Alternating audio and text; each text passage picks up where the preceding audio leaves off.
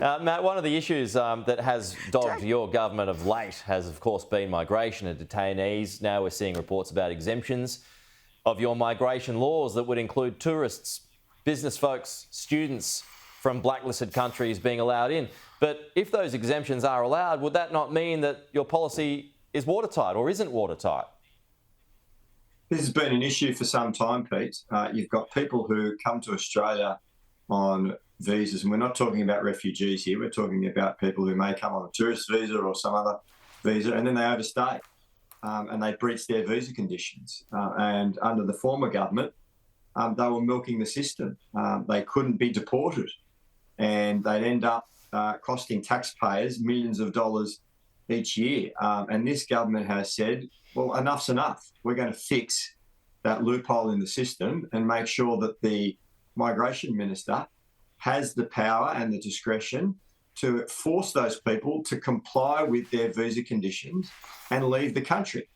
Now, we think that that is a reasonable step, that the government of Australia should have sovereignty over our borders and have the power to enforce that sovereignty. But unfortunately, the coalition sought to play politics with that last week and send it off to a Senate committee rather than putting it through the Senate. They voted for it in the House. They said they were going to support it. Having accountability, what a crazy concept.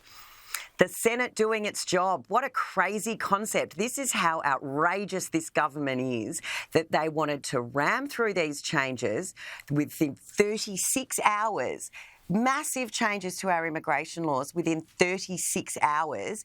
No one can really say what the urgency is. Claire O'Neill did let slip that perhaps it's got something to do with an upcoming court case where, again, the government has failed in its own defence. It has made admissions, made absolute ridiculous claims that have never been made before the court before, that may lead to another 151 on top of the 147 that are already out, detainees, that this government doesn't know where they are. They've let out murderers and rapists onto our street and they do not know where they are, and they have the gall to suggest that it's playing politics. Matt, perhaps you can explain why your government wanted to ram this through within 36 hours but have not been able to explain why it's so critical. What's the time sensitivities here? Why are they tinkering at the edges now?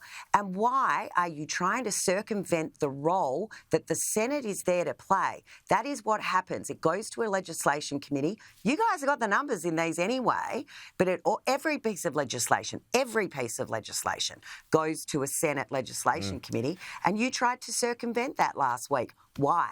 Matt, do you want to see? I can tell you what the urgency is. Do you want to see an emergency session of Parliament recalled pre-budget, Matt? Well, I'll tell you what the urgency is. The urgency is that for a decade, people were getting away with this.